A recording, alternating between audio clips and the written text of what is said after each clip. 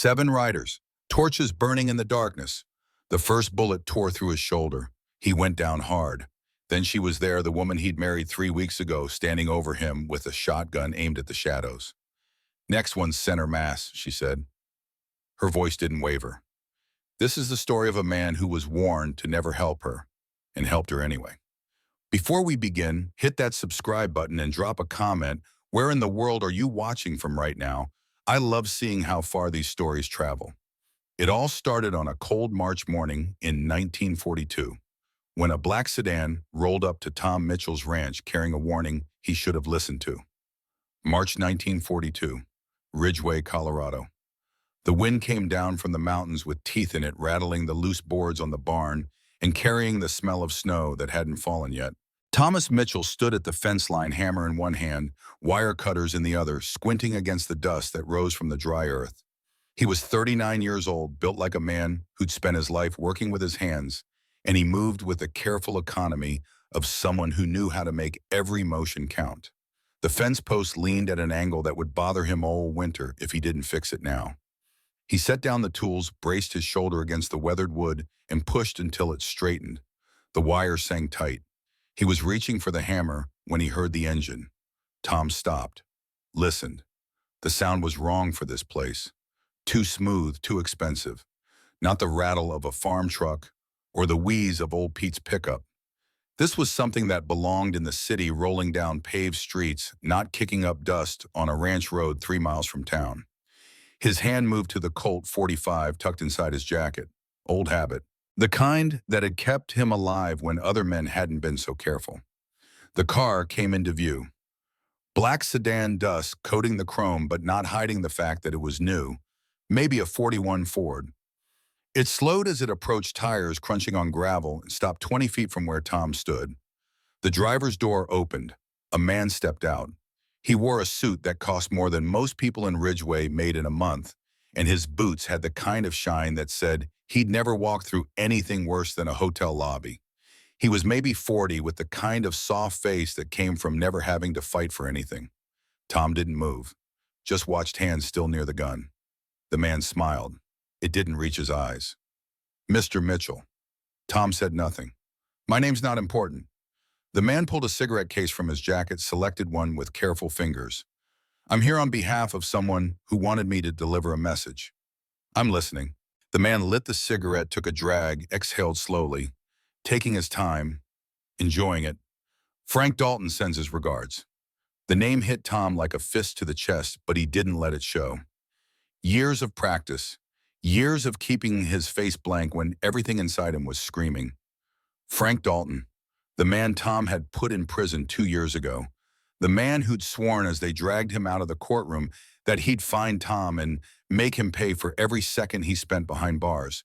The man who apparently was out. Tom's voice stayed level. "What does Dalton want?" "Nothing much, just wanted you to know he's thinking about you, remembering all the good times you had together." The man gestured at the ranch that behind the fields stretching toward the mountains. "Nice place you got here. Be a shame if anything happened to it." "That a threat?" "Just an observation." The man dropped his cigarette, ground it under his expensive boot. "Mr. Dalton's a free man now." Turns out the evidence against him wasn't as solid as certain people thought. Funny how these things work out. Tom felt cold settle in his gut. Dalton was out, which meant every precaution Tom had taken, every careful step to disappear and start over, had been for nothing. "You deliver your message," Tom said. "Now get off my land." The man smiled again, started to turn toward his car, then stopped, like he'd just remembered something. "Oh, one more thing. You had anyone come around lately, woman? Maybe name of Margaret Warren?" Tom's hand tightened on the fence post. "Why?" "No reason. Just if she does show up, might want to think twice about helping her. She's the kind of trouble nobody needs." The man opened his car door. "You take care now, Mr. Mitchell, and remember what I said about this nice place you got." The sedan pulled away, leaving a trail of dust that hung in the still air. Tom stood there for a long time after the sound of the engine faded. His mind was racing, sorting through possibilities, threats, angles. Frank Dalton knew where he was. That was bad enough. But why the warning about a woman Tom had never heard of? What did Margaret Warren have to do with any of this? He looked down at his hand. It was shaking. He made a fist, forced it steady. 2 years. 2 years of peace or something close to it. 2 years of trying to be just a rancher, just a man who worked his land and kept to himself.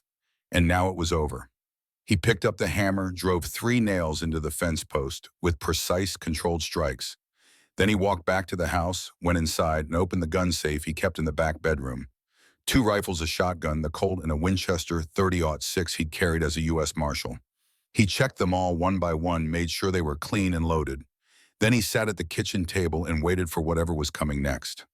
It came 2 hours later, but not in the form he expected. Tom was in town loading supplies into the back of his truck. Wire, nails, ammunition. More ammunition than usual. Old Hutchins, who ran the general store, noticed. Expecting trouble, Tom. Just being prepared. Prepared for what? Tom didn't answer. He paid, carried the boxes outside, and was stacking them in the truck bed when he saw her. A woman stood outside the church across the street, thin, worn down by something more than just hard work. She had 4 children with her. The oldest looked maybe 9, standing close to his mother like he was trying to protect her. The youngest was just a baby, maybe 18 months, on her hip. The other 2, a boy and a girl, clung to her skirt. Tom watched as Reverend Parker came to the church door. The woman spoke to him. Tom couldn't hear the words, but he could see the Reverend's face, sympathetic but firm, shaking his head. The door closed. The woman stood there for a moment. Her shoulders didn't slump. She didn't cry. She just turned and started walking, the children following like shadows. Tom loaded the last box, told himself it wasn't his business. He had enough problems. Dalton, the warning, the guns in his safe, and the knowledge that his quiet life was about to explode. But the oldest boy waved at him. Just a small gesture, barely lifting his hand, but it was there. A child's instinct to be friendly even when everything was falling apart. Tom saw his brother in that wave. James, who died when he was 15, crushed under a tractor on the old family farm. James, who used to wave at strangers on the road, who saw the good in everyone until the day the good ran out and left him dead in the dirt. Tom closed the truck gate, walked across the street. The woman turned when she heard his boots on the wooden sidewalk. Up close, he could see she was younger than he'd thought, maybe 30. Her cheekbones stood out sharp under skin that hadn't seen enough food in a long time. But her eyes were steady, no begging in them, no desperation, just a fierce, stubborn determination to keep standing. "Ma'am," Tom said, "you need something." She studied him for a moment, measuring, deciding if he was safe. "I'm looking for work, sir." "What's your name?" A small hesitation. Then Margaret Warren. Tom felt the world tilt sideways. This was the woman. The one Dalton's man had warned him about just this morning. The one who was supposedly trouble. He looked at her, at the children, at the baby who was starting to fuss from hunger. This didn't look like a setup. Nobody could fake the hollowness in those kids' eyes, the way they pressed against their mother, like she was the only solid thing in a world that had gone liquid and dangerous. But the timing, Jesus, the timing. "Where are you from, Mrs. Warren?" "Kansas, Topeka." "That's a long way. You come here alone?" "Yes, sir." "Your husband?" Her jaw tightened. "He left." Tom nodded slowly, processing, trying to figure out if this was coincidence or something worse. Dalton's man had warned him about her less than 2 hours ago. And now here she was, like she'd been scripted into his life. But if she was working for Dalton, she was the best actress he'd ever seen. And Dalton wouldn't use kids. The man was a killer, a criminal, a piece of work who'd murdered 2 federal agents and laughed about it, but he had a code. Twisted as it was, it existed. Kids were off limits, which meant either this was the worst timing in history or Margaret Warren was running from the same man who was hunting Tom. "I got a ranch," Tom heard himself say. "Few miles west. Could use help. You know anything about ranch work?" Her chin came up. "I can cook for 20 people and not waste a scrap. I can birth calves, mend fences, shoot straight if needed. I can read, write, teach children their numbers, and I can work 16 hours without complaining." Tom raised an eyebrow. "Shoot straight? My father taught me, before he died." "Interesting. Most women didn't lead with that particular skill. You got anywhere else to go?" "No, sir." "Then get in the truck. All of you. She didn't hesitate, didn't ask about pay or living arrangements or what exactly he expected. She just gathered the children, lifted the baby higher on her hip, and walked to the truck. The kids climbed into the bed. She got in the cab, the baby on her lap. Tom walked around to the driver's side, looked back at the town, saw curtains twitching in windows, people watching, judging. Tomorrow the gossip would start. Tom Mitchell, the hermit rancher, picking up a desperate woman with 4 kids. People would talk, they'd speculate, they'd make it into something dirty. He didn't care. He got in, started the engine, and drove. They didn't speak for the first 10 minutes. Tom kept checking the rear view mirror, old habit, making sure nobody was following. The road stayed empty behind them. Margaret sat rigid in her seat, one hand on the baby's back, the other gripping the edge of the bench, like she was ready to jump if she needed to. Like she'd done this before, trusted the wrong person, paid the price. Tom broke the silence. You know anything about me before you got in this truck? She turned to look at him, surprised by the question. No, sir, I didn't even know your name until just now. And you got in anyway. I ran out of choices. Honest answer. Tom believed her, which meant she didn't know who he was, didn't know about the badge he used to carry the men he'd put in prison, the price on his head that Frank Dalton had already set. He wanted to ask her why Dalton cared about her, what she'd done, what she'd seen, what made her worth warning about. But not yet. First, he needed to see if she could be trusted, if this was real or some elaborate trap. The oldest boy spoke up from the truck bed, his voice carrying through the open rear window. Sir, you a farmer? Tom glanced in the mirror. The kid had his mother's eyes. Serious old beyond his years. Rancher. I raise cattle. You got horses? 3 of them. The younger boy, maybe 7, leaned forward. Do they got names? Tom felt the corner of his mouth lift. First time he'd almost smiled in longer than he could remember. Copper, Dusty, and Whiskey. The boy laughed. A horse named Whiskey. He's brave like a drunk man. That's why I call him that. Margaret was watching him now. He could feel her gaze measuring him all over again, trying to figure out what kind of man picks up strangers and brings them home. Why are you helping us? She asked quietly. Tom kept his eyes on the road. The mountains were closer now, their peaks sharp against the pale sky. Your boy waved at me, reminded me of my brother. He died when he was young. She nodded, didn't push for more. And I saw too many good people not get help when they needed it. Didn't want to add another time to that list. Thank you. Tom didn't respond, just drove. The ranch came into view as they crested a rise. Main house on the left, 2 stories, weathered but solid. Barn to the right, bigger than the house, with a hayloft and a peaked roof. Bunkhouse beyond that, smaller, but it had a stove and 2 rooms. Corrals, chicken coop, root cellar. 340 acres stretching back toward the foothills, half of it pasture, the rest scrub and rocks. It wasn't much, but it was his. The only place he'd ever owned, the only thing that was truly Tom Mitchell's, and not part of the lie he'd been living before. He pulled the truck to a stop near the bunkhouse. That's where you'll stay. 2 rooms, kitchen, space, potbelly stove. It's not fancy, but it's dry and warm.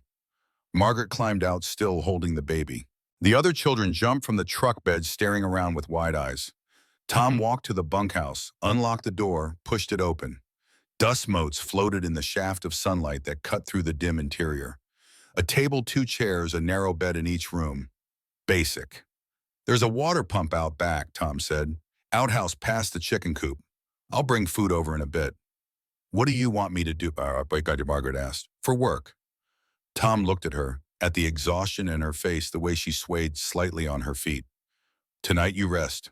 Tomorrow we start. He turned to go, then stopped. One more thing, the most important thing. Mrs. Warren, I need you to understand something.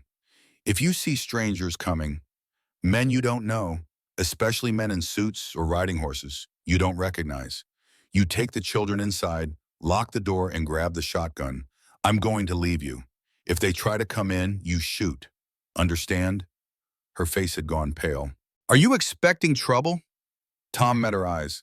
I'm always expecting trouble. That's how I stay alive. He walked back to the main house, feeling her gaze on his back. Went inside, sat at the kitchen table, and waited. An hour later, Pete Garrison rode up on his roan mare. Pete was 63, white-haired, tough as boot leather. He'd been Tom's deputy back when Tom wore the marshal's badge, and he'd followed him to Colorado when everything went to hell. Tom poured 2 cups of coffee, handed one to Pete. "Heard you got yourself some help," Pete said. "News travels fast." "Small town. Woman with 4 kids shows up, you take her home, people notice." Pete sipped his coffee. "She the one, Margaret Warren?" "Yeah." "Dalton's man warned you about her this morning, and she shows up this afternoon. That's one hell of a coincidence." "I know." "You think she's working for him?" Tom shook his head. "Those kids are real. The hunger's real. She's running from something, but I don't think she knows about me." "Then why'd Dalton's man mention her?" "That's what I need to find out." Tom set down his cup. "I need you to go to Denver, dig into her background. And Richard Warren, the husband who left. Find out what connects them to Dalton." Pete nodded slowly. "And if she's dangerous?" Tom looked out the window toward the bunkhouse. Smoke was starting to rise from the stovepipe. Margaret had got the fire going. The children were visible through the window, moving around inside. "Then I'll deal with it. But those kids don't deserve what's coming if she's part of this. They get protected regardless." Pete stood, drained his coffee. "You're playing a dangerous game, Tom." "I've been playing it for 2 years. Might as well see it through." After Pete left, Tom walked back to the bunkhouse, knocked on the door. Margaret opened it, the baby asleep on her shoulder. "I brought you some things." Tom handed her a basket. "Eggs, bacon, milk, bread, coffee. Enough for a few days." She took it, her throat working. "I'll pay you back when I get wages." "No need." "Yes, there is. I don't take charity." Tom nodded, respected that. "Fair enough." He started to turn away, then stopped. "Mrs. Warren, one more thing. That shotgun I mentioned, it's in the corner by the stove now. It's loaded. You know how to use one?" "Yes." "Good. Keep it close." He left her there, walked back to his house, and sat on the porch as the sun went down. The mountains turned purple, then black. Stars came out sharp and cold. Somewhere out there, Frank Dalton was planning his next move. Somewhere, Richard Warren was looking for his wife. And somewhere, the truth was waiting to come out and tear everything apart. Tom lit a cigarette, watched the smoke drift away on the wind, and thought about all the choices that had led him here. The badge he'd worn with pride. The men he'd arrested, the ones he'd killed, when they didn't give him a choice. The trial where he'd testified against Frank Dalton, watching the man's face twist with rage as the judge handed down the sentence. He'd thought prison would hold Dalton, that the law would keep working, that justice would stick. But money talked louder than justice, and Dalton had plenty of money. Enough to buy lawyers, judges, anyone who needed buying. So now Dalton was out. And Tom was here on a ranch in the middle of nowhere with a woman and 4 children who'd walked into his life at exactly the wrong time. Or maybe exactly the right time. He stubbed out the cigarette, went inside and checked the guns one more time. Then he sat in the dark, listening to the night sounds, the cattle lowing in the distance, the wind rattling the shutters. Morning would come. Work would need doing. And somewhere in the middle of fences and cattle and the simple rhythm of ranch life, he'd figure out what Margaret Warren was hiding and why Frank Dalton wanted her dead. The sun came up cold and bright. Tom was already in the barn when he heard footsteps outside. He turned the rifle in hand, then lowered it when he saw Margaret. She stood in the doorway, dressed in the same worn clothes from yesterday, hair pulled back with a piece of string. "Tell me where to start," she said. Tom looked at her. Most people would have slept till 6, 7, taken the rest they had been offered. It was barely past 4:30. "You know horses, not much. Cattle, less. Then we start with chickens." He showed her how to rake out the coop, how to hold the feed bucket so the birds didn't swarm. She listened, watched his hands, didn't ask questions she didn't need answered. Smart, efficient. They worked side by side as the sun climbed higher. Tom noticed things. The way she didn't flinch from the work, no matter how dirty or hard. The way she moved with a kind of controlled strength, like someone who'd been doing manual labor her whole life. The scars on her hands, old burns, and cuts the kind you got from a lifetime of cooking over hot stoves and working with sharp tools. This wasn't a woman who'd been pampered. This was someone who knew what survival looked like. Around noon, they stopped for water, stood by the pump drinking from tin cups. Margaret's face was flushed from the work, sweat darkening her collar. You did ranch work before, Tom said. Not a question. My father had a farm, Nebraska. Thought you said Kansas. She tensed. Barely, but Tom caught it. I moved to Kansas after he died, married Richard there. Tom filed that away. The hesitation, the change in her story. She was hiding something. The question was whether it mattered. The oldest boy, Samuel, appeared from the bunkhouse. He approached carefully the way you'd approach a strange dog. Sir, can I help with anything? Tom studied him, 9 years old, trying to be a man, trying to protect his mother the only way he knew how. You know how to brush a horse? No, sir, but I can learn. Tom led him to the stable, showed him how to hold the brush, how to work with the grain of the coat, how to talk soft so the animal stayed calm. Samuel listened with fierce concentration, like every word was a treasure he needed to remember. Copper, the gentlest of the three horses, stood patient under the boy's uncertain hands. You're doing good, Tom said. I want to help Ma. She works too hard. How long's your father been gone? Samuel's jaw tightened. Since December, right after Christmas. He left in the middle of the night, took the truck and all the money. He say why? No, sir. Just gone when we woke up.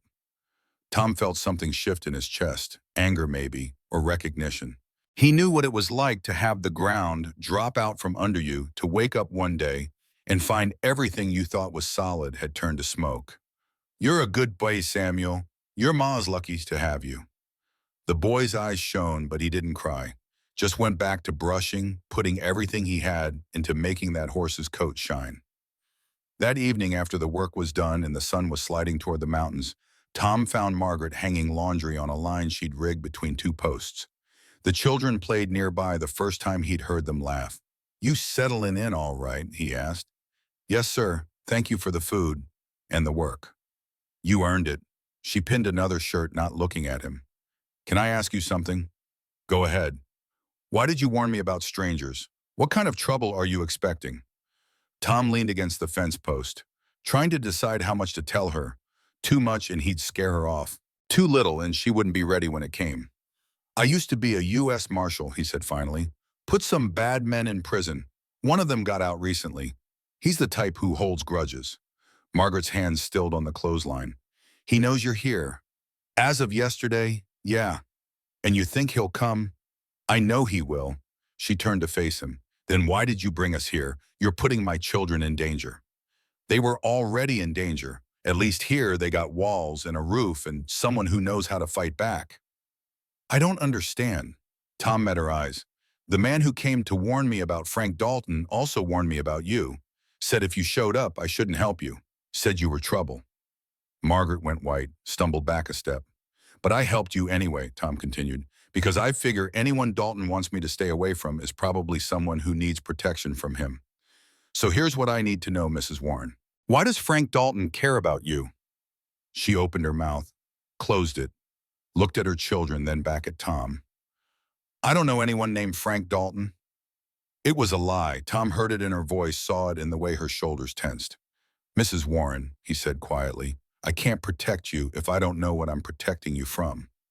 You don't need to protect me. I'll leave tomorrow. We'll go somewhere else. Where you got money, you got anywhere safe to run to. Silence. I didn't think so. Tom pushed off from the fence. I'm not asking you to trust me yet. You don't know me well enough for that. But I am asking you to think about your kids, about what happens to them if you run and whoever's chasing you catches up. He walked back toward the house, leaving her standing there with wet clothes in her hands and fear in her eyes. That night, Tom sat on his porch with his rifle across his knees. The bunkhouse was dark smoke, no longer rising from the chimney. Margaret and her children were asleep or trying to be. Pete would be in Denver by now, asking questions, digging through records. In a few days, Tom would know the truth about Margaret Warren and her husband and whatever had sent them running. But a few days might be too long. If Dalton was moving, he wouldn't wait. He'd strike fast before Tom could prepare, before help could arrive. Tom checked the rifle again, counted the ammunition in his pockets, looked out at the dark shapes of the barn and the corrals and the fence line stretching away into the night. This was his land. He'd bought it with money earned honestly, built it with his own hands. It was supposed to be the place where he finally stopped running, finally had something that was his. And now it was about to become a battlefield. He heard a sound, footsteps on gravel. His hand went to the rifle finger, finding the trigger. Margaret stepped into the light from the porch. She wore a coat over her nightdress, her feet bare. "Couldn't sleep," she said. Tom lowered the rifle. Understandable. She sat on the porch steps, not close to him, but not far either. For a while, neither of them spoke. Then she said, "I saw something last December. In Topeka." Tom waited. "Richard came home late. I heard voices in the garage. Men arguing. I went to see if everything was all right." Her voice was steady, but her hands were shaking. "There were 3 men, Richard and 2 others. They were talking about money, about shipments. I heard them say a name, Frank Dalton." Tom's blood went cold. "They saw me," Margaret continued. "The argument got worse. Guns came out. 2 men died, right there in my garage. Blood everywhere. And Richard looked at me and said, if I told anyone, if I went to the police, he'd kill me and the children. Said he'd make sure they never found the bodies." "So you ran?" "I took the kids that night, got on a train. Didn't stop until I ran out of money." She looked up at him. "I didn't know he worked for Frank Dalton. I didn't know what I'd walked into. I just knew I had to get my children away from there." Tom processed this. Margaret Warren was a witness to a murder committed by Dalton's men, which meant Dalton wanted her dead before she could testify. And Richard, her husband, was one of Dalton's enforcers. "Does Richard know where you are?" "I don't think so. I was careful, didn't tell anyone where I was going." "He'll find you eventually. Men like Dalton have resources. They'll check train records, ask questions in every town between Kansas and here." "Then I'll run again." "Where how far you think you'll get with 4 kids and no money?" Margaret stood up, anger flashing in her eyes. "Then what do you suggest, Mr. Mitchell, that I just wait here for them to come kill me?" "No," Tom said. "I suggest we kill them first." She stared at him. "You're a witness to murder," Tom continued. "That makes you valuable, not just to Dalton, but to the law. If we can keep you alive long enough to testify, we can put Dalton back in prison, this time for good. And how do we stay alive that long?" Tom walked to the edge of the porch. The night was quiet except for the wind and the distant sound of cattle. "We make this place a fortress. We prepare. And when they come, we make them pay for every inch of ground. You'd do that for me, for people you just met." Tom looked at her, really looked at her. This woman who'd walked into his life at the worst possible time, bringing danger and complications and 4 children who didn't deserve any of this. "I spent 2 years hiding," he said. 2 years being afraid, acting like if I just kept my head down, Dalton would forget about me. But he didn't forget. He never was going to. So I'm done hiding. I'm done being afraid. If Dalton wants a war, he can have one. And at least this time, I'll have something worth fighting for." Margaret's eyes were wet, but she didn't cry. "Why, you don't even know us." "I know enough. I know you're brave. I know you protected your kids when no one else would. I know you're still standing when most people would have broken." He paused. "And I know that for the first time in 2 years, I got a reason to wake up that isn't just surviving until tomorrow." She took a step toward him, stopped. "Mr. Mitchell." "Tom, call me Tom." "Tom," she said, "if we do this, if we fight, I need to know something. Do you think we can win?" Tom thought about Frank Dalton, about the men he'd send, the resources he'd use, the fact that he'd already beaten the justice system once and would think he was untouchable. But he also thought about this ranch, about the high ground and the clear sight lines, about Pete Garrison, who could shoot like the devil and was loyal unto death, about Margaret Warren, who could apparently handle a shotgun and had more steel in her spine than most men Tom had known. "Yeah," he said. "I think we got a chance." Margaret nodded slowly. Then she held out her hand. Tom took it. Her grip was firm, her palm calloused from work. "Then I'm with you," she said. "We fight together." They stood there on the porch, 2 people who'd found each other through circumstance and desperation, making a promise neither was sure they could keep. Behind them, the mountains stood black against the stars. Ahead of them, the road stretched empty and dark. But somewhere out there, Frank Dalton was coming. And when he arrived, he'd find out that Tom Mitchell wasn't the man he'd been 2 years ago. That man had run. That man had been afraid. This man was done running. This man had something to protect. and he'd burn the whole world down before he let Dalton take it away. The days that followed took on a rhythm that felt almost normal if you didn't look too close at the guns Tom kept within arm's reach, or the way he checked the horizon every time a horse whinnied. Margaret rose before dawn every morning, had coffee made by the time Tom came down from the main house. They'd stand together in the cold pre-dawn air, breath misting, planning the day's work in quiet voices while the children still slept. She learned fast. By the end of the first week, she could mix feed without measuring, knew which cows were close to calving just by looking at them, could tell when a fence line was about to give way before it actually did. Tom watched her work and saw someone who'd been doing hard labor her whole life, someone who understood that survival meant paying attention to details other people missed. On the third day, one of the cows got tangled in barbed wire near the creek. Deep gashes across her flank, blood soaking into the mud. Tom went to get her free, called for Margaret to help. She didn't hesitate, waded right into the cold water, grabbed the cow's head, held it steady while Tom cut away the wire and cleaned the wounds. The animal kicked, thrashed near, crushed Margaret against the creek bank. She didn't let go. When it was done and the cow was free, limping, but alive, Tom looked at Margaret. Her dress was soaked blood on her hands and arms, mud in her hair. "Not many women could do what you just did," he said. Margaret wiped her hands on her already ruined dress. "I've done harder things, Tom." "Like what?" She met his eyes. "Survived." That night, Tom was cleaning the rifles on his kitchen table when he heard hoofbeats.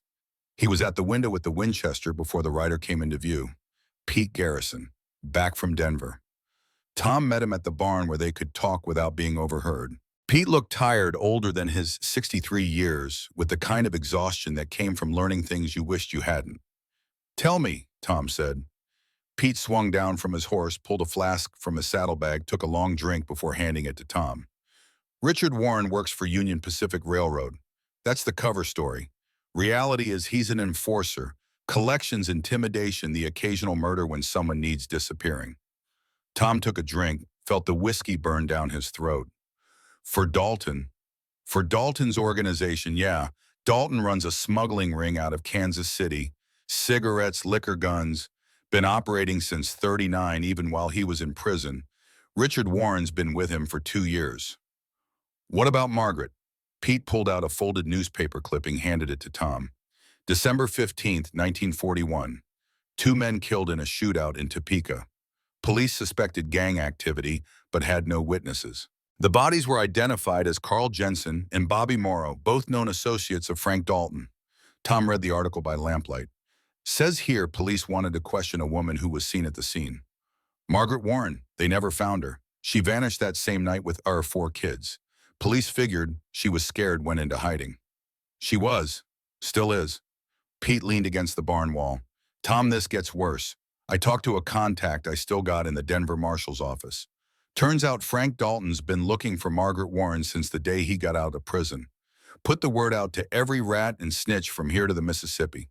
He's offering $500 to anyone who can tell him where she is." $500. More money than most people in these parts saw in a year. Enough to make good people think bad thoughts, enough to turn neighbors into informants. "Dalton thinks she can identify Mom," Tom said slowly. "She saw Richard kill those men. Maybe she heard them talking about Dalton planning jobs. She's a witness who can put Dalton away for conspiracy to murder." "Exactly. And Richard Warren is Dalton's cleanup crew. His job is to find his wife and make sure she never testifies." Tom folded the newspaper clipping, put it in his pocket, looked out through the barn door toward the bunkhouse where lamplight glowed in the windows. "So Margaret shows up here the same day Dalton's man warns me about her. That's not coincidence." "No," Pete agreed. "Dalton knows you're here. He knows she's here, or at least suspects it. He's playing with you, Tom, letting you know he's coming." "Then we get ready." Pete studied him. "You sure about this? You could put her on a train tonight, send her west, tell her to disappear in California or Oregon, walk away clean. And how long before Dalton finds her again? How long before those kids end up in a ditch somewhere?" Tom shook his head. "No, this ends here. Might end with you dead. Might, but at least it'll be for something that matters." Pete sighed, pulled out a cigarette, lit it with steady hands. "All right, then we do this smart. First thing, you need to tell her the truth. All of it. She's got a right to know what she's walked into. I will. Second, we fortify this place. String wire set up sight lines, prepare escape routes. If Dalton sends men, we make them pay for every foot of ground. Already started. Third, Pete took a long drag. You need to think about the kids. If shooting starts, where do they go? How do you keep them safe? That stopped Tom. He hadn't thought that far ahead, hadn't considered what it would be like to defend this place with 4 children caught in the crossfire. Root cellar, he said finally, under the main house. Stone walls, thick door. They'll be safe there. For a while, but if the house burns, then we make sure the house doesn't burn. They stood in silence, smoking, thinking through scenarios and strategies and all the ways this could go wrong. Finally, Pete said, Tom, I got to ask, why her? Why now? You could have kept your head down, waited for Dalton to lose interest. Instead, you're taking in a woman with 4 kids and painting a target on your back. Why me? Tom thought about that, about the 2 years he'd spent here working the ranch, keeping to himself, living like a ghost, about the emptiness that had settled into his bones, the feeling that he was just marking time until death caught up with him. And then he thought about this past week, about Margaret standing in the creek holding that cow steady, about Samuel learning to brush horses with fierce concentration, about the sound of children's laughter, which he hadn't heard on this ranch since Elizabeth died. Because I was already dead, Tom said. Just didn't know it yet. And she reminded me what it's like to be alive. Pete nodded slowly. Well then, guess we better make sure you both stay that way. The next morning, Tom asked Margaret to walk with him. They left the children with Pete, who'd agreed to teach them how to collect eggs without getting pecked. Tom led Margaret up to the high pasture where you could see for miles in every direction. The mountains rose sharp and blue to the west. To the east, the plains rolled away toward Kansas, toward the life she'd fled. Pete came back from Denver last night, Tom said. Margaret's shoulders tensed. What did he find? That you told me the truth, about the shootout, about Richard working for Dalton, about everything. She let out a breath she'd been holding. You thought I was lying. I thought it was possible. Too much coincidence in you showing up here the same day Dalton's man came to warn me. But you helped me anyway. Had to know for sure first. Tom turned to face her. But now I do know, and it's worse than you think. Dalton's offering $500 for information about where you are. He's got people looking in every town between here and Kansas. Margaret closed her eyes. Then he'll find me eventually. Probably, unless we stop him first. How by turning you from a witness on the run into a witness under protection. By getting you to testify in front of a federal judge, putting Dalton away for conspiracy to murder. I can't. If I testify, Richard will kill my children. He said so. Richard's going to try to kill them anyway. The only difference is whether he succeeds. Tom kept his voice gentle but firm. Margaret, you got 2 choices. Run and hope Dalton never finds you, or fight and make sure he can't hurt you anymore. One slow death, the other's a chance at life. She walked to the edge of the pasture, looked out over the land. Wind moved through the grass like water-stirring patterns that appeared and vanished. I'm tired of running, she said quietly. Then we fight. You keep saying we, but this isn't your fight, Tom. It's mine. It became mine the day I brought you here. Besides, Dalton was coming for me anyway. This just gives me a reason to hit back. Margaret turned. Why are you doing this? Really, you don't owe me anything. Tom thought about Elizabeth, about the baby he'd lost with her, the future he'd buried in the cemetery outside town, about the 2 years of going through motions, existing, but not living. Maybe I owe myself something, he said. A reason to care whether I wake up tomorrow. You and those kids, you gave me that. So yeah, I'm fighting, whether you like it or not. Margaret's eyes were bright with tears she wouldn't let fall. If we do this, some of us might die. Some of us are already dead. We're just still walking around. She smiled at that, small and sad, but real. All right, she said. We fight, together. Together, Tom agreed. But there's one more thing we need to do first. What's that? Get married. Margaret stared at him. What? Legal marriage. If you're my wife, Richard can't claim custody of the kids. And Dalton will know that coming after you means war with me. Tom, I can't ask you to do that. You're not asking, I'm offering. He stepped closer. This isn't about love or romance or any of that. It's strategy, protection, a legal shield that gives us time to figure out how to end this. But marriage, it's a piece of paper that says you and those kids are under my protection. That's all. He paused. Unless you want it to be more. But that's your choice, not mine. Margaret looked at him for a long moment, studying his face, looking for lies or hidden motives, or the kind of cruelty that said this was just another trap. She must have seen something different because she said, I'll marry you, Tom Mitchell, and I'll stand beside you when they come. Fair enough. They shook hands on it, formal and serious like signing a business contract. But Tom felt something shift in his chest, something that had been cold and dead, starting to warm back to life. Maybe it was hope, or maybe it was just the knowledge that he wouldn't die alone. A week later, they stood in the small church in Ridgeway. Reverend Parker performed the ceremony with pursed lips and disapproving eyes. Sheriff Wade Cooper served as witness, along with Pete Garrison and Mrs. Catherine Henderson from the neighboring ranch.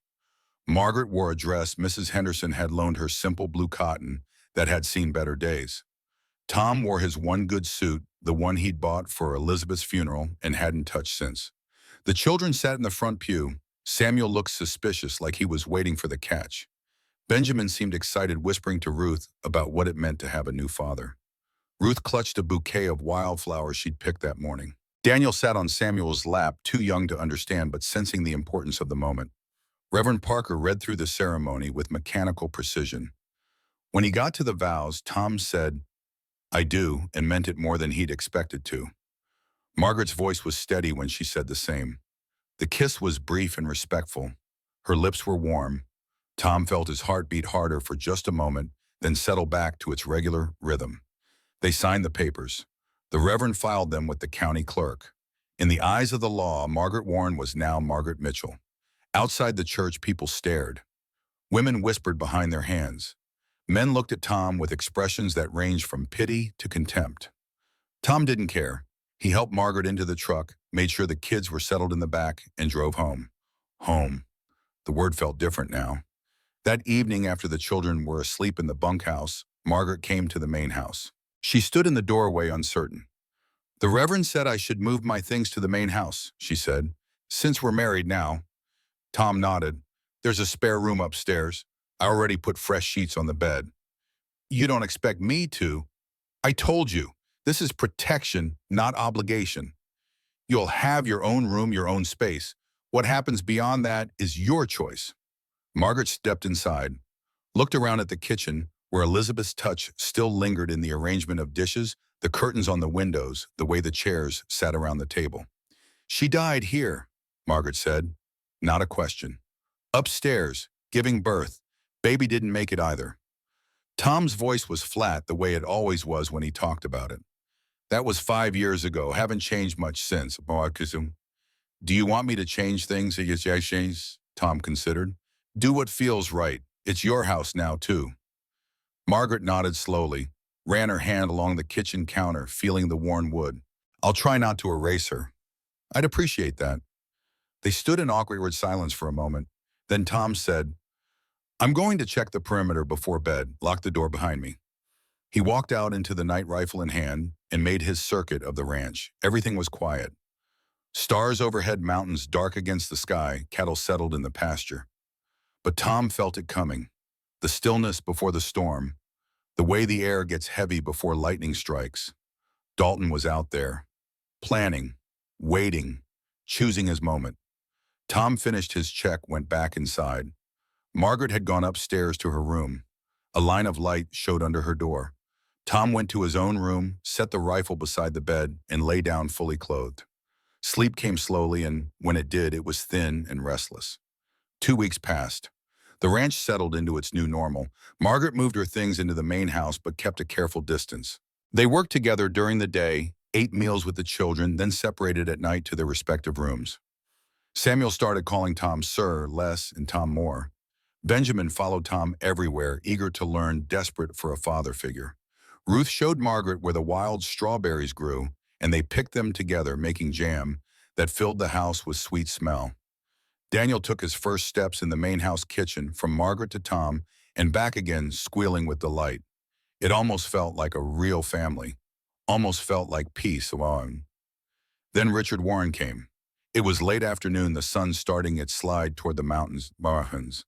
Tom was repairing fence line near the road when he saw the car. Same black sedan from before, but different driver. Tom set down his tools, walked to where he'd left his rifle leaning against a post, picked it up, worked the lever chambering around. The car stopped. The door opened. Richard Warren stepped out. He was younger than Tom expected. Maybe 35, tall and lean, with the kind of hardness that came from doing violence for a living. He wore a suit that fit too well for ranch country, and his boots had city shine. But it was his eyes that told the real story. Cold, flat, empty. The eyes of a man who'd killed before and would again without losing sleep. "You must be Mitchell," Richard said, "and you must be trespassing." Richard smiled, no warmth in it. "I'm here for my wife and kids. I'll be taking them now." "Mrs. Mitchell isn't going anywhere." "Mrs. Mitchell," Richard's smile widened. "So it's true. You married her. Quick work. What's it been, 2 weeks? 3, and it's legal, which means you got no claim on her or the children." "That's where you're wrong, cowboy. Those kids are mine. Blood makes them mine, and blood beats a piece of paper every time." Tom raised the rifle, not aiming directly at Richard, but the message was clear. "I'm going to say this once. Get back in your car and leave. Don't come back." Richard looked at the rifle, then at Tom. His expression didn't change. "You know who I work for?" "Frank Dalton." "Yeah, I know." "Then you know what's coming. You can't stop it. Nobody can. Dalton gets what he wants, and he wants Maggie dead before she can testify. She's under my protection now. Dalton wants her, he'll have to go through me." "That can be arranged." Movement behind Richard. Margaret stepped out from the barn, shotgun in her hands. She must have heard the car come to see who it was. Richard turned and saw her. Something flickered in his eyes. Not love. Possession. "Maggie, you're looking thin. Kid's all right." "Stay away from us, Richard." "Can't do that, darling. See, I got orders. Mr. Dalton wants to talk to you about what you saw last December. Very important conversation. Life and death, you might say." "I'm not going anywhere with you." "Then I'll have to insist." Richard's hand moved toward his jacket. Tom saw it coming, shouted a warning, brought the rifle up. But Margaret was faster.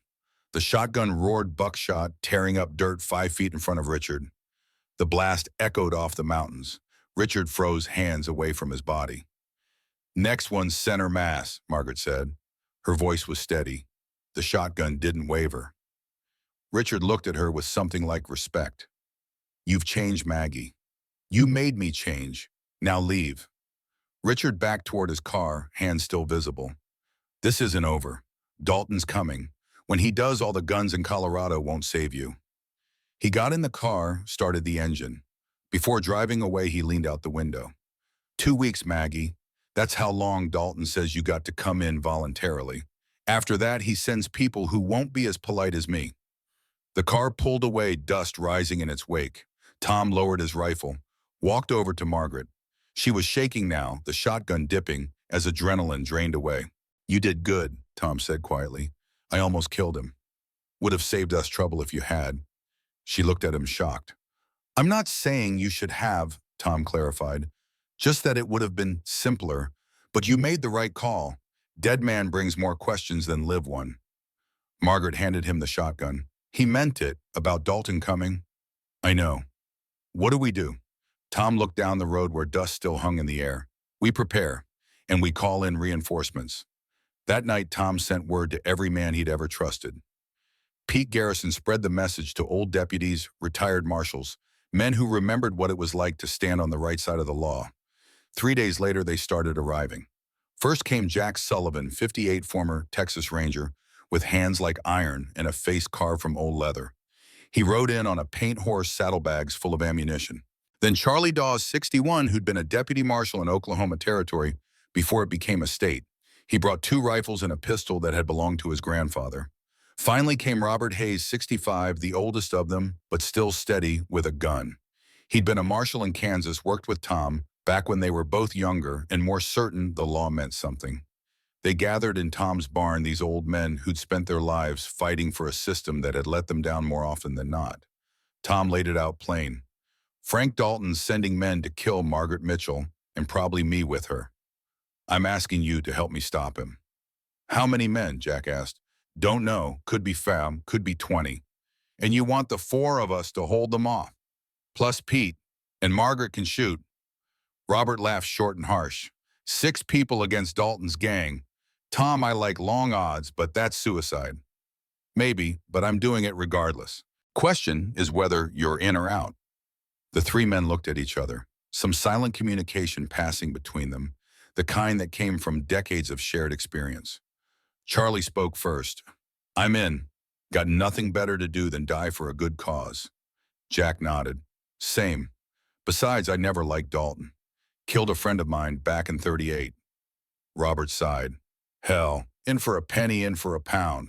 Let's fortify this place and see if we can make Dalton regret coming after us. They spent the next week turning the ranch into a fortress, strung barbed wire around the perimeter, cut sight lines through the scrub, stored water and ammunition in strategic locations, built firing positions in the barn loft and the main house. Margaret watched all this with growing fear. She saw these old men preparing to die and knew it was because of her. On the 6th night, she found Tom on the porch. The others were asleep, exhausted from the day's work. They're going to die because of me, she said. They might die defending what's right. That's different. Is it? They'll still be dead? Tom was quiet for a moment. Then he said, these men have been waiting their whole lives for something worth dying for. Every marshal I know, every lawman who lived long enough to get old, we all feel the same thing. Like we survived when we should have died, and now we owe a debt. To who? To the ones who didn't make it, the good men who fell doing their duty. Tom looked out at the darkness. This is how we pay it back. By standing one more time. By proving that the law still means something even when the courts fail. But what if we lose? Then we lose. But at least we'll go down fighting. That's more than most people get. Margaret sat beside him, close enough that their shoulders almost touched. I don't want you to die, Tom. I don't plan on it. Got too much to live for now. She turned to look at him. In the lamplight from the window, his face was half shadow, half gold. Do you regret marrying me? Tom considered the question seriously. Thought about the complications she'd brought, the danger, the certainty that violence was coming. No, he said finally. I regret a lot of things in my life, but this isn't one of them. Margaret leaned her head against his shoulder. Just for a moment. Then she stood, went inside, left Tom alone with his thoughts and his rifle and the night pressing close. The 2 weeks passed. Dalton's deadline came and went. Nothing happened. Another week, still nothing. The men started to get restless. Jack and Charlie argued about whether Dalton was bluffing. Robert cleaned his guns obsessively, like activity could ward off the waiting. Tom knew better. Dalton wasn't bluffing, he was planning. Choosing his moment. Waiting for them to relax to let their guard down. It came on a Thursday night, no moon clouds covering the stars. The kind of darkness that swallowed everything. Tom woke to the sound of dogs barking. Not the normal barking at coyotes or deer. This was frantic, terrified. He was out of bed with his rifle in his hands before he was fully awake.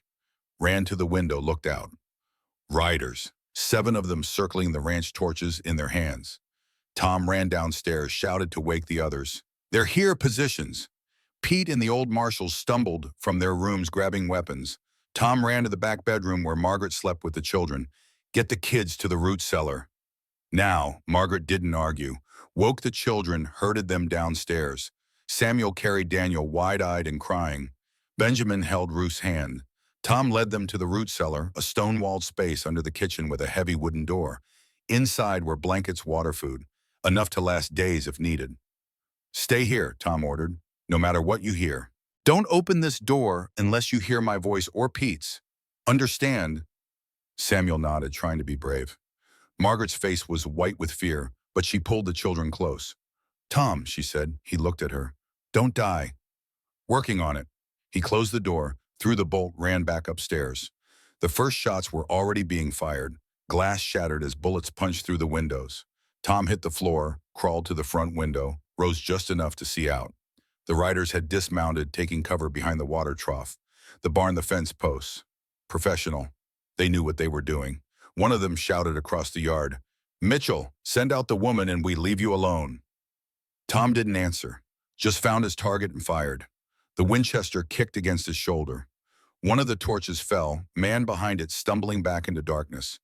Pete was at the side window, his old Remington barking steadily.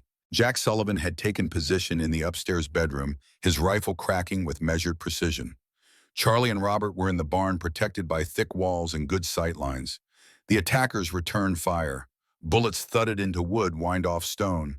A lamp exploded, oil spreading across the floor. Tom stamped it out before flames could catch. He counted shots, tried to figure out how many men they were facing. 5 riders, maybe 6. But were there more waiting in the darkness? A bottle arced through the air, trailing fire. Molotov cocktail. It hit the barn roof, burst into flame. The dry wood caught fast. Tom swore the horses were in there, and Charlie and Robert. He ran for the back door, rifle in one hand. Pete shouted after him, but Tom was already moving, sprinting across the open ground between house and barn. Bullets kicked up dirt at his feet. Something hot grazed his left shoulder, spinning him halfway around. He kept running. The barn doors were already open. Charlie was leading horses out, Robert covering him with a shotgun. Smoke poured from the loft where hay had caught fire. "Get them clear," Tom shouted. Another shot. This one hit Tom high on the shoulder, punched through muscle and out the back. He went down hard, tasted dirt and blood. Footsteps, someone running toward him. Tom rolled, brought up his rifle, but his left arm wasn't working right. The gun wavered. Then Margaret was there. Where the hell had she come from? She was supposed to be in the cellar with the children. But here she was, shotgun in her hand, standing over him like an avenging angel. She fired both barrels. Tom saw a shadow fall, heard a man scream. Margaret dropped the empty shotgun, grabbed Tom under his good arm, hauled him toward cover. For a woman who'd been half-starved 3 weeks ago, she had surprising strength. They made it behind the water trough. Tom pressed his back against the wood, breathing hard. His shoulder was on fire, blood soaking his shirt. "You're shot," Margaret said. Her hands were already on him, checking the wound. "Notice that. What are you doing out here, the children?" "Samuel's with them. He's braver than you think." She tore a strip from her dress, wadded it against the wound. "This is going to hurt." She pushed hard. Tom's vision went white with pain, but the bleeding slowed. Pete appeared beside them, face grim. 2 down, maybe 3 more out there. "But Tom, the barn's going up fast." Tom looked. Flames were eating through the roof now, spreading down the walls. The horses were clear, but everything else was going to burn. A voice called from the darkness, different from before, older with authority behind it. "Mitchell, I know you can hear me." Tom's blood went cold. He knew that voice. "That's Frank Dalton," Pete whispered. Tom managed to sit up despite Margaret trying to push him back down. He called out, "Dalton, come to finish the job yourself." Laughter echoed across the yard. Had to see it with my own eyes. The great Tom Mitchell, hiding behind a woman's skirts. How the mighty have fallen. Says the man who couldn't stay in prison for 2 years. Money talks louder than Justice Mitchell. You should know that by now. A pause. But I'm not here for philosophy. I'm here for the woman. Margaret Warren. Send her out and I'll let you live. Hell, I'll even let you keep the ranch. All I want is her. Tom looked at Margaret. She met his eyes, jaw set. "Don't even think about it," she said. Tom called back. "She's not going anywhere, Dalton." "Then you're all going to burn. Your choice." Gunfire erupted again, concentrated and vicious. The attackers had regrouped, were pressing hard now. Tom counted shots. His ammunition was running low. Pete's too, judging by the way he was rationing his fire. From the barn, Robert's shotgun roared. Then silence. "Robert's hit," Charlie shouted. Tom tried to stand. His shoulder gave out, dumped him back against the trough. Margaret grabbed the rifle from his hands. "Stay down." "Margaret." But she was already moving, running low toward the barn. Bullets chased her, but she was fast, zigzagging, making herself a hard target. She made it to the barn, door disappeared inside. Tom's heart hammered. He tried to reload with one hand, fumbling shells, dropping half of them. Pete took the rifle from him. "Let me, you're bleeding too much." "We're losing." Not yet, we're not. Jack Sullivan appeared sliding down from the house on the porch roof. His face was streaked with soot and blood. They're flanking us. 2 men working around the east side. If they get behind us, we're finished. Tom forced himself to think through the pain. The creek bed, they'll use it for cover. Can't get there from here. Too much open ground. Tom looked at the barn. Flames were climbing higher now, turning night into hellish orange day. If the fire spread to the house, to the root cellar where the children were hiding, he made a decision. The kind that got people killed, but it was all he had left. Pete, Jack, hold this position. Keep them pinned down. I'm going for the creek. Tom, you can't even stand. Then I'll crawl. He rolled out from behind the trough, started low crawling toward the creek. Every movement sent lightning through his shoulder. He left a blood trail in the dirt. 50 feet, 40. Someone saw him, shouted. Bullets chewed up the ground around him. 30 feet, 20. He fell into the creek bed, rolled onto his back, gasping. The water here was barely a trickle, but the banks were deep enough for cover, and Tom worked his way downstream toward where he thought the flankers would be. His vision was going gray at the edges. Blood loss. He was running out of time. There. 2 shadows moving along the creek bank. They hadn't seen him yet. Tom brought up his pistol. The Colt felt like it weighed 100 pounds. He steadied it against a rock, aimed at the first shadow. Squeezed the trigger. The gun bucked. The shadow fell. The second man spun, fired wildly. Tom shot him twice. He went down into the creek water, running red. Tom lay there, breathing hard, tasting copper. He'd stopped them. But at what cost? Footsteps splashing through water. Tom tried to raise the pistol again, but his arm wouldn't respond. A hand grabbed his collar, hauled him up. He found himself staring into Charlie Dawes' weathered face. Thought you could use some help, Charlie said. Together they made their way back to the house. The battle had died down. The attackers were pulling back, dragging their wounded with them. In the barn doorway, Tom saw Margaret and Robert. The old marshal was clutching his leg, blood between his fingers, but he was alive. Margaret had her arm around him, supporting his weight. Pete ran to meet them, helped Charlie get Tom into the house. They laid him on the kitchen table. The wound in his shoulder was still bleeding, but slower now. Margaret came in, face smudged with soot, dress torn and bloody. She went to work on Tom's shoulder without asking, cleaning the wound with whiskey that made him bite back a scream. Bullet went through clean, she said. You're lucky. Don't feel lucky. You're alive. That's luck enough. She bandaged him with strips of clean cloth, her hands steady despite everything. When she was done, she sat back looking at him. Don't ever do that again. Do what? Run into gunfire like you're invincible. You're not. You're just a man, Tom Mitchell. A man who can die just as easy as anyone else. Tom managed a weak smile. Noted. Pete came in, his face grim. We held them off, for now, but Dalton's still out there, and we lost the barn. They all looked through the door. The barn was fully engulfed now, flames reaching toward the stars. Years of work gone in minutes. But the house stood, and the children were safe. Tom pushed himself into a sitting position, ignoring Margaret's protests.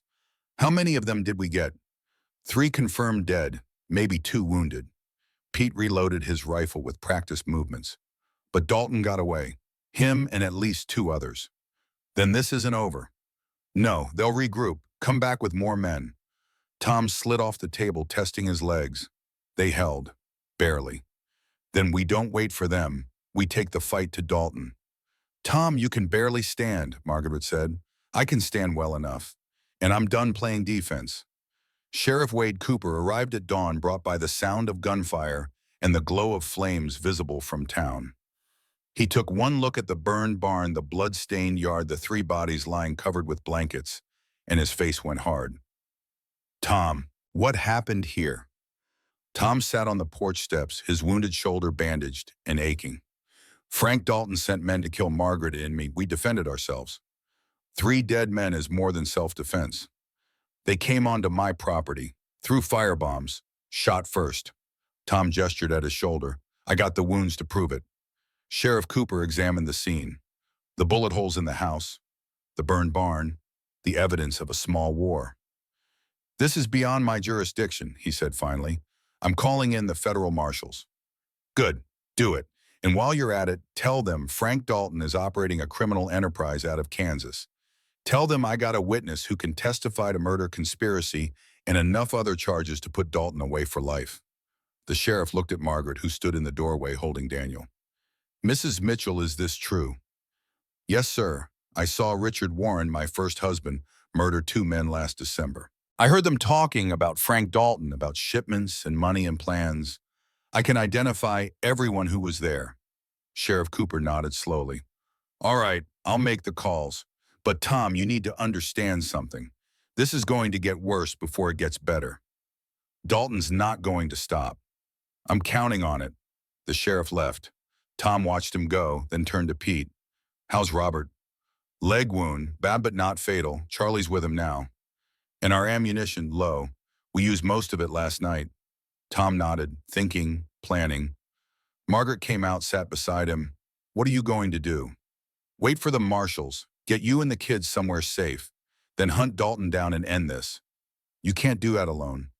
"Won't be alone. Pete's with me, and I got friends who owe me favors." "Tom." Margaret put her hand on his. "Promise me something." "What?" "That you won't throw your life away for revenge. That you'll fight smart, not angry." Tom looked at her hand on his. Small, calloused, strong. "I promise," he said. "This isn't about revenge anymore. It's about making sure you and those kids can live without looking over your shoulders." 3 days later, the federal marshals arrived, 2 of them young and serious in their dark suits. They took Margaret's statement, examined the evidence, photographed everything. Then they arrested Pete. Tom was in the house when he heard the commotion. He ran outside, saw Pete in handcuffs being led toward the marshal's car. "What the hell is this?" The taller marshal turned. "Pete Garrison is wanted for questioning in connection with the deaths of 3 men on this property. They attacked us. That's for a court to decide. Mr. Garrison is coming with us." Tom stepped forward. The marshal's hand went to his gun. "Tom, don't," Pete said quietly. "Let them do their job. This is Dalton's doing. He's got connections. He's using the law against us." Pete smiled sad and "Yeah, he's good at it, that. But Tom, listen. You got to keep Margaret safe. That's what matters. I can handle myself." They put Pete in the car, drove away, leaving Tom standing in the yard with impotent rage burning in his chest. Margaret came out, saw his face. "What happened?" "They took Pete, charged him with murder." "Can they do that?" "Dalton can do whatever he wants. He's got money, lawyers, judges in his pocket."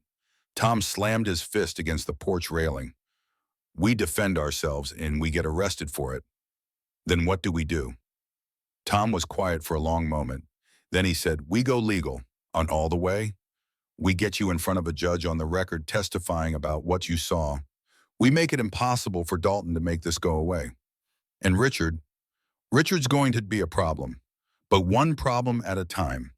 That problem arrived 2 weeks later in the form of legal papers delivered by the sheriff. Richard Warren was filing for custody of his children. The hearing was set for 3 weeks out at the county courthouse. Tom read the papers with growing fury.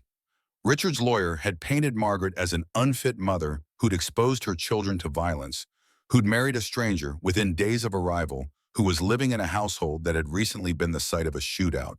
All technically true. All damning. "He's going to win," Margaret said. Her voice was hollow. "He's going to take my children." "No." Tom folded the papers. "He's not. We're going to fight this, and we're going to win. Now look at what happened here. Look at the evidence. Any judge will see I put my children in danger. Any judge will also see that you were running from a man who threatened to kill you. That you did what you had to do to survive." Tom stood, paced the kitchen. "We need a lawyer, a good one." They hired Harrison Caldwell, a 60-year-old former prosecutor who'd retired to Ridgeway after a career in Denver. He had a reputation for being tough, smart, and honest. Caldwell reviewed the case, his face grave. "This is going to be difficult," he said. "Richard Warren's lawyer is going to argue that your household is dangerous, unstable, and unfit for children. The recent attack supports that argument." "What about the fact that Richard works for Frank Dalton?" Tom asked. "That he's a criminal. Can you prove it?" Tom hesitated. "Pete Garrison went to Denver, got evidence. But Pete's in jail now." "Then we need to get that evidence. Without it, it's your word against Richard's." Caldwell leaned back in his chair. I'll be honest with you. The odds aren't good.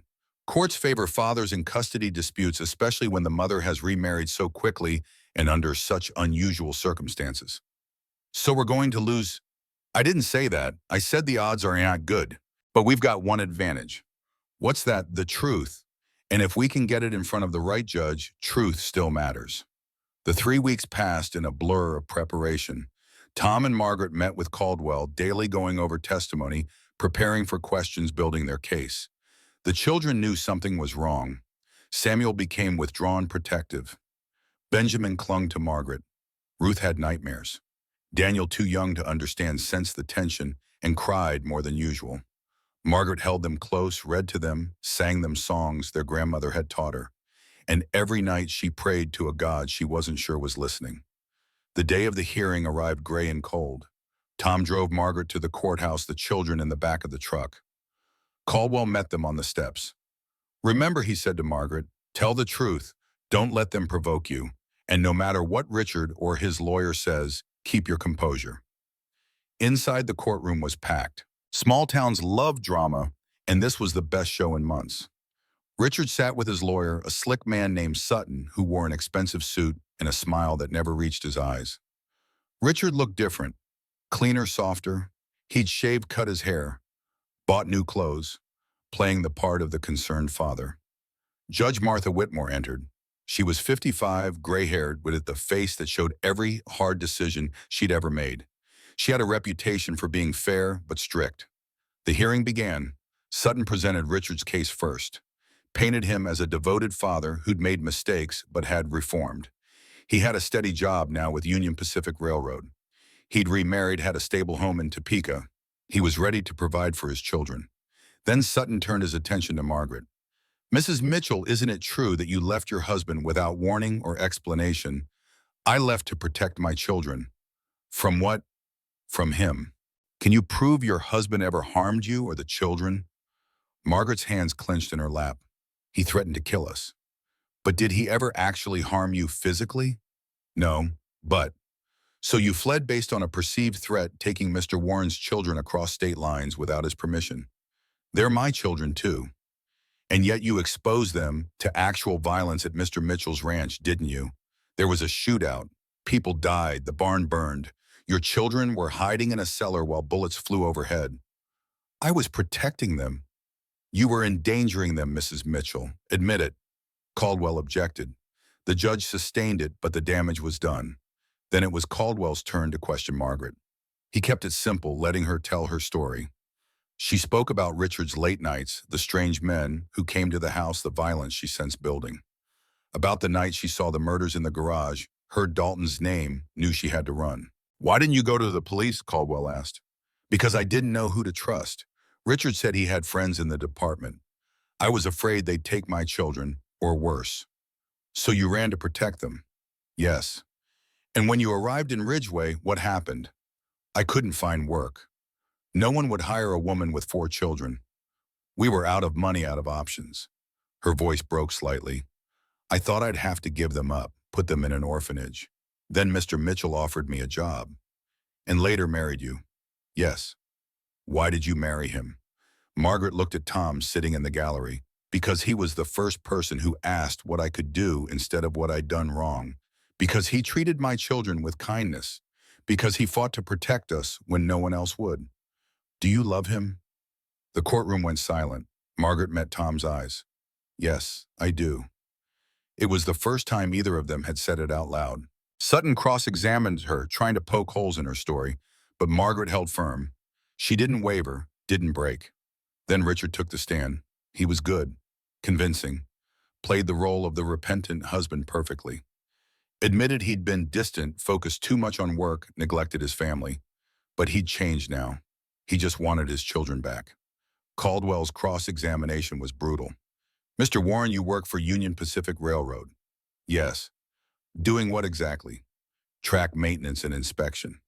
"That's interesting, because I have employment records here that show you barely logged 40 hours in the last 6 months.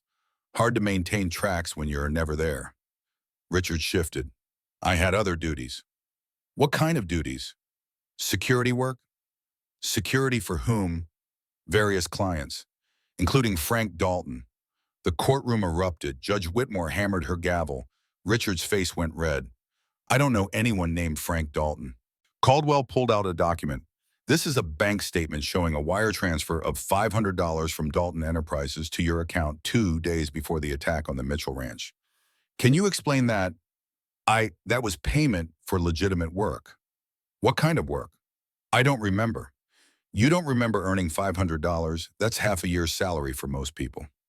Sutton objected. The judge allowed the question to stand.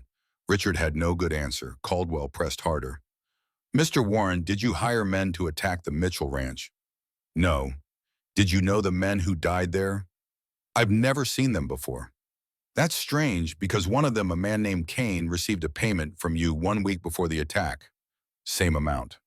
$500. Richard stood up. This is ridiculous. I'm the victim here.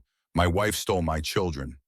Your wife fled with her children to escape a man who works for a criminal organization. A man who murders people for money. The courtroom exploded again. Judge Whitmore called for order, threatened to clear the room. But before she could continue, the rear doors of the courtroom burst open. Sheriff Cooper strode in, followed by 2 federal marshals. And between them in handcuffs was Frank Dalton himself. The courtroom fell silent. Dalton looked older than Tom remembered. Prison had aged him, or maybe it was just seeing him in daylight instead of shadow. But his eyes were the same. Cold, calculating, dangerous. Sheriff Cooper approached the bench. Your Honor, I apologize for the interruption, but I have information relevant to this case. Judge Whitmore's eyebrows rose. Proceed. We arrested Frank Dalton this morning on federal charges of conspiracy to commit murder, racketeering, and interstate smuggling. When we searched him, we found correspondence between him and Richard Warren detailing plans to kill Margaret Mitchell and anyone protecting her. He handed a folder to the judge. She read it, her expression darkening. These letters explicitly describe the attack on the Mitchell Ranch. They name Richard Warren as the organizer. They include payment schedules and target information. Richard went white, tried to stand to run. The marshals grabbed him. Judge Whitmore looked from the letters to Richard to Dalton. Mr. Warren, you are under arrest for conspiracy to commit murder. Bailiff, take him into custody. Richard struggled. You don't understand. Dalton will kill me if I don't. If you don't what? Caldwell asked quietly. If I don't finish the job. Kill Maggie before she can testify. The admission hung in the air like smoke. Judge Whitmore set down her gavel with deliberate care. I've heard enough. Primary custody of Samuel Benjamin Ruth and Daniel Warren is awarded to Margaret Mitchell. Richard Warren's parental rights are hereby terminated, pending resolution of criminal charges against him. Margaret collapsed forward, hands covering her face, crying but from relief this time. Tom stood, walked to the railing that separated the gallery from the court, reached over, put his hand on her shoulder. She looked up at him, tears streaming. We won, she whispered. We won. Tom agreed. Outside the courthouse, the crowd gathered to watch as marshals led both Dalton and Richard to waiting cars. Dalton caught Tom's eye as he was pushed into the vehicle. This isn't over, Mitchell, he called. Yeah, Tom said. It is. The cars drove away. Tom turned to find Margaret and the children. Samuel ran to him first, wrapped his arms around Tom's waist. Pa, the boy said. Just that. But it meant everything. Benjamin and Ruth joined the hug. Daniel, held by Margaret, reached out his little hands toward Tom. Tom gathered them all close, these children who weren't his by blood, but were his in every other way that mattered. Margaret stood slightly apart watching. Tom extended his hand to her. She took it. The weeks that followed were quiet, the kind of quiet that felt earned instead of imposed. Jack Sullivan stayed through the summer, helped with the new barn, then rode back to Texas with a promise to visit. He died peacefully in 1955, surrounded by grandchildren. Charlie Dawes and Robert Hayes settled in Ridgeway, became fixtures at the local saloon, telling stories about the old days to anyone who'd listen. They were buried side by side in the town cemetery, their headstones reading, Friends to the End. Pete Garrison was released from jail 3 days after the trial. All charges dropped. The federal marshals who'd arrested him admitted they had acted on false information supplied by Dalton's lawyers. Pete didn't hold a grudge. He came back to the ranch, took one look at the burned barn, and started drawing plans for a new one. Margaret planted a garden. Vegetables, flowers, things that would grow and bloom and feed them through the winter. The children adapted. Samuel worked with Tom every day, learning the ranch, becoming the man he'd been forced to be too early. Benjamin and Ruth went to school in town, made friends, started laughing more. Daniel grew learned to walk properly, to talk in sentences that almost made sense. One evening in October, 6 months after the trial, Tom and Margaret sat on the porch watching the sunset paint the mountains purple and gold. Margaret had news, had been trying to find the right moment to share it. "Tom," she said. He looked at her. "I'm pregnant." Tom froze, stared at her. "You're sure?" "Doctor confirmed it yesterday, about 3 months along, due in the spring." Tom stood, pulled her up, wrapped his arms around her carefully, like she was made of glass. "A baby," he said. His voice was rough with emotion. "Our baby." He kissed her then. Not the brief, respectful kiss from their wedding, but something deeper. Something that acknowledged all they'd been through, all they'd survived, all they'd become to each other. When they pulled apart, Margaret was smiling. "Are you happy?" she asked. Tom looked out at the ranch, at the new barn rising from the ashes of the old, at the children playing in the yard, at this woman who'd walked into his life carrying nothing but determination and 4 scared kids and changed everything. "Yeah," he said, "I'm happy." The baby came in May 1943, a girl born just after dawn with a cry that could wake the dead and a grip that could bend steel. They named her Grace. For the grace they'd been shown, the grace that had brought them together, the grace that let them survive when they shouldn't have.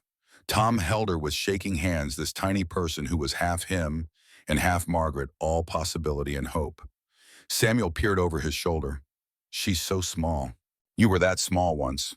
"Really, really." Benjamin wanted to hold her. Ruth wanted to sing to her. Daniel just stared, fascinated by this new creature who was somehow his sister.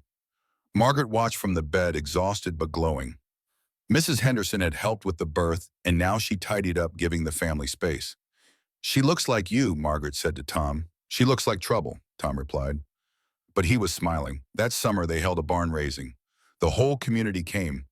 Even the people who'd whispered about Margaret when she first arrived, who judged Tom for taking her in, showed up with hammers and nails and covered dishes. By sunset, the new barn stood complete. Bigger than the old one, stronger, built to last. They had a dance that night. Someone brought a fiddle, someone else a guitar. Music filled the air as couples spun under the stars. Tom danced with Margaret Grace asleep against her shoulder. They moved slowly, barely swaying, but it was enough. "You ever think about that first day?" Margaret asked. "When I got in your truck, not knowing who you were or where you were going?" "Sometimes." "You think you'd do it again, knowing what you know now?"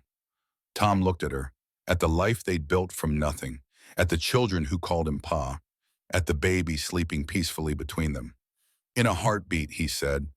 The years passed. Grace grew into a wild thing, fearless and fierce.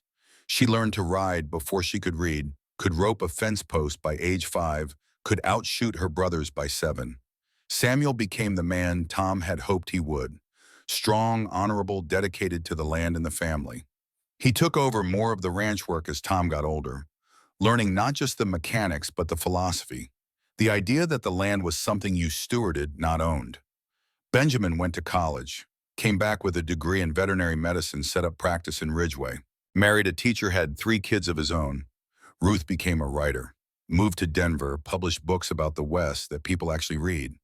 She never forgot where she came from, came home every Christmas with stories and gifts.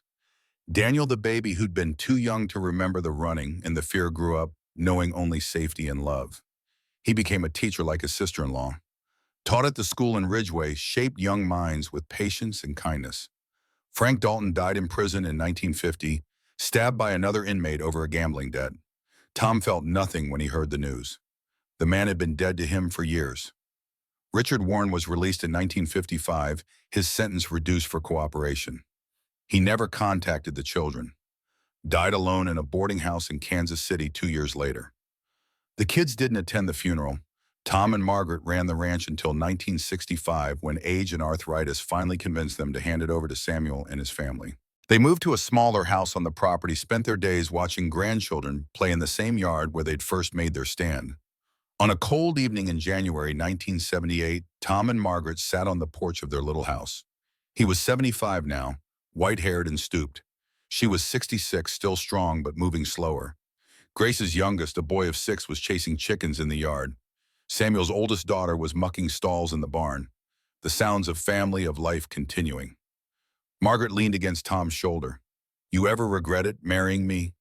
Tom thought about that, about all the years, the struggles, the triumphs, about the children raised and the grandchildren growing, about the life they'd built from nothing but determination and hope. "Not once," he said. "Not even when I'm ornery. Especially not then." She laughed. The sound was the same as it had been 30 years ago when she'd first let herself believe that maybe, just maybe, she could be happy. "I love you, Tom Mitchell." "I love you too, Margaret Mitchell." They sat in comfortable silence as the sun set over the mountains, painting the sky in shades of fire and gold. The same mountains that had watched them fight for their lives, watched them build their family, watched them grow old together. Tomorrow would bring new challenges. There were always new challenges, but they'd face them together the way they'd faced everything for the last quarter century.